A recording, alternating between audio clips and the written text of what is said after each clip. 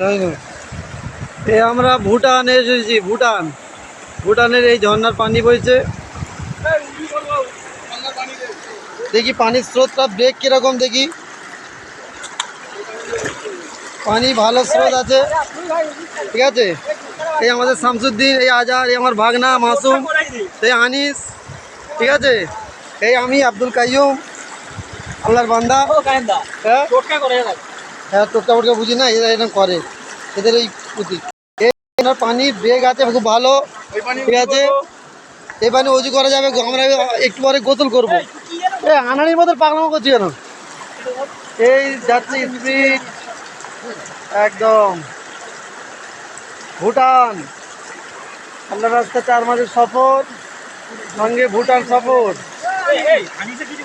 আনিস, পাগলামো করিনি, বাচ্চাদের মতো চলে আয়, ঠিক আছে। এই বাচ্চাদের মুখ দেখবে কেউ? দাঁড়াও, না কেউ না, এখন ভিডিও হচ্ছে।